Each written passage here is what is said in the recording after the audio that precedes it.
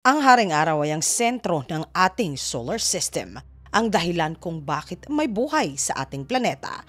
Ikukuwento ko sa inyo, mga katinagalog ko, ang magaganap sa oras na mawala ang ating haring araw. Ayon sa Biblia, nang pasimula ay nilikha ng Diyos ang langit at ang lupa.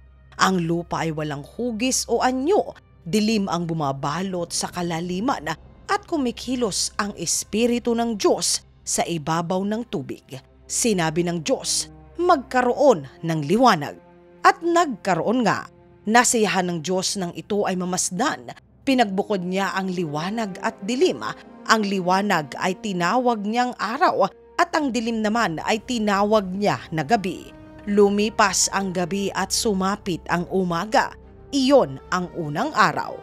Kung siyensya naman ang pagbabasehan, 5 bilyong taon na ang nakararaan sa kadiliman ng kalawakan. Walang kahit na ano na masisilayan hanggang sa dumating ang ika-4.6 na bilyong taon na ang nakalipas. Isang malaking pagsabog naman ang naganap. Dahil sa pinagsama-samang kemikal na buo ang ating bituin, tinawag ito na ating haring araw.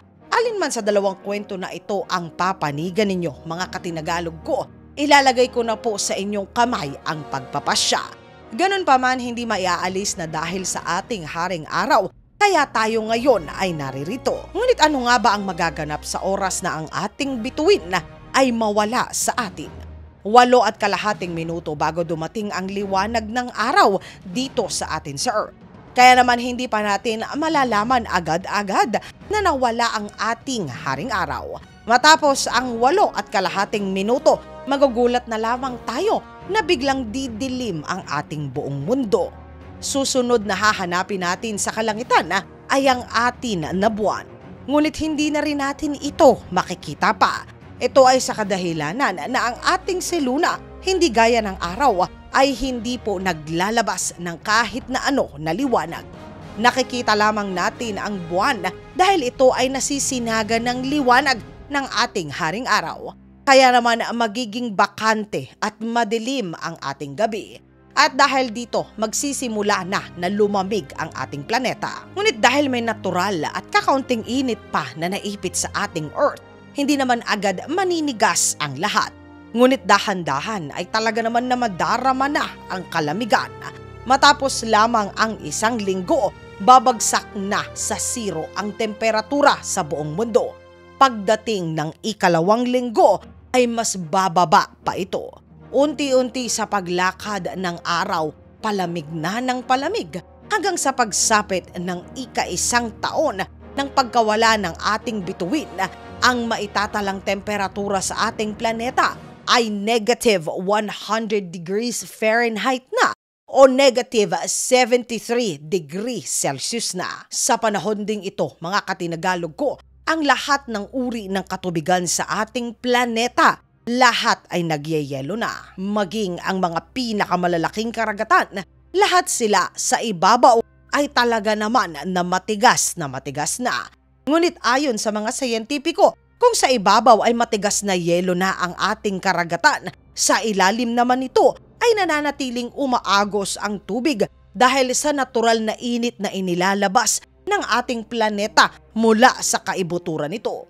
Ngunit dahil patuloy sa paglamig ang ating planeta, matapos ang 3 hanggang sa 4 na taon, ayon sa mga eksperto na ang temperatura na sa ating planeta ay -400 degrees Fahrenheit na o -240 degrees Celsius na.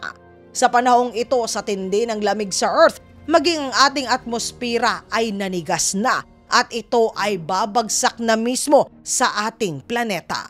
Mawawala na ng baluti ang Earth laban sa mapaminsalang radyasyon na siya namang kalat naman saan mang bahagi ng malawak na kalawakan. Sa pagkawala ng araw, ang mga halaman sa mundo ay hindi na rin mabubuhay pa. Ito ay dahil kinakailangan ng mga halaman ang araw upang makagawa ng pagkain nila. Ito po ay ang tinatawag nila na ang proseso ng photosynthesis. Sa loob ng 1 hanggang 2 taon, lahat ng halaman sa mundo ay wala na. Kasunod na nitong mawawala ang mga hayop na umaasa sa mga halaman hanggang sa lahat ng nilalang sa kalupaan ay unti-unti na mauubos na. Lahat ito ay magaganap sa loob lamang ng hindi hihigit sa 5 taon. Makaimbento man ang tao ng teknolohiya na makapagsasalba sa iilang mga tao sa mundo, ngunit hindi rin ito magtatagal. Ang Earth ay magiging isang tila baholin na balot ng kadiliman at ng yelo. Sa loob po ng 1 dekada, masasabi na ang buhay sa Earth ay mawawala na. Kasama na po tayo mga sangkatauhan na sa araw din ay lubos na umaasa. Mga katinagalog ko, sa tansya po ba ninyo, gaano katagal kakayanin ng tao na walang sikat ng araw? Isulat po ang inyong saloobin sa comment section sa ilalim upang sama-sama naman po na ito ay ating basahin. Ang may pinaka-interesanteng sagot po ay magkakamit ng 100 GCash load. Mga katinagalog ko, maraming salamat po sa pagsama ninyo sa segment natin sa araw na ito.